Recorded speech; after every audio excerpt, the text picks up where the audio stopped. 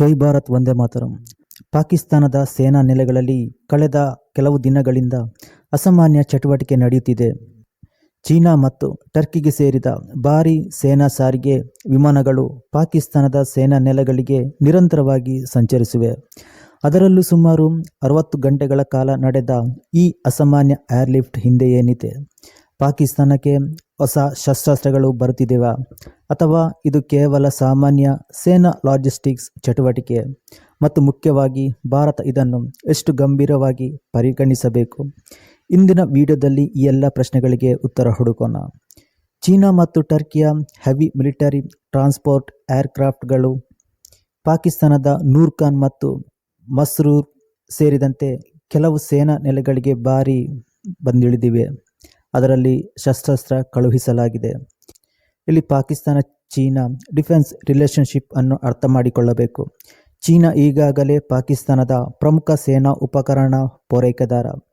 SIPRIಯ 2021ರಿಂದ 2025ರವರೆಗಿನ ಅಂಕಿಅಂಶಗಳ ಪ್ರಕಾರ ಚೀನಾದ ಮೇಜರ್ ಆರ್ಮ್ಸ್ ಎಕ್ಸ್ಪೋರ್ಟ್ನಲ್ಲಿ ಪಾಕಿಸ್ತಾನದ ಪಾಲು 61% ಇದೆ. ಇನ್ನೊಂದು ಪ್ರಮುಖ ಆಟಗಾರ ಟರ್ಕಿ. ಕಳೆದ ಕೆಲವು ವರ್ಷಗಳಲ್ಲಿ ಪಾಕಿಸ್ತಾನ ಮತ್ತು ಟರ್ಕಿಯ ಡಿಫೆನ್ಸ್ ಕಾರ್ಪೊರೇಷನ್ ಗಮನಾರ್ಹವಾಗಿ ಹೆಚ್ಚಾಗಿದೆ.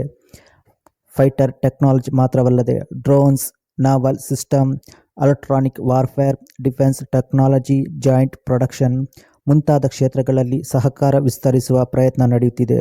ಇದಕ್ಕೆ ಮತ್ತೊಂದು ಪ್ರಮುಖ ಬೆಳವಣಿಗೆ ಸೇರಿದೆ. ಆಗಸ್ಟ್ 7, 2026ರಂದು ಪಾಕಿಸ್ತಾನ, ಟರ್ಕಿ ಮತ್ತು Saudi Arabia Mecca joint defence ಅಗ್ರಿಮೆಂಟ್ಗೆ ಸಹಿ ಹಾಕಿವೆ. ಪಾಕಿಸ್ತಾನದ ಮಿಲಿಟರಿ ಕೆಪಬಿಲಿಟಿ ಹೆಚ್ಚಿದಾಗ ಅದರ ಪರಿಣಾಮ ಭಾರತ-ಪಾಕಿಸ್ತಾನ ಸ್ಟ್ರಾಟಜಿಕ್ ಬ್ಯಾಲೆನ್ಸ್ ಮೇಲೂ ಬೀಳಬಹುದು. Turkey, Pakistan, Saudi defence agreement ಕೂಡ ಈ ಬ್ರಾಡರ್ ಮಿಲಿಟರಿ ಕಾರ್ಪೊರೇಷನ್ಗೆ ಹೊಸ ರಾಜಕೀಯ ಆಯಾಮ ನೀಡಿದೆ. ಇಂದಿನ ಯುದ್ಧ ಕೇವಲ ಫೈಟರ್ ಜೆಟ್ ಮತ್ತು ಮಿಸೈಲ್ ಮೇಲೆ ಅವಲಂಬಿತವಾಗಿಲ್ಲ. Drones warfare, electronic warfare, surveillance ಮತ್ತು AI ಎನೇಬಲ್ಡ್ ಮಿಲಿಟರಿ ಸಿಸ್ಟಮ್ಗಳ ಪಾತ್ರ ವೇಗವಾಗಿ ಹೆಚ್ಚುತ್ತಿದೆ.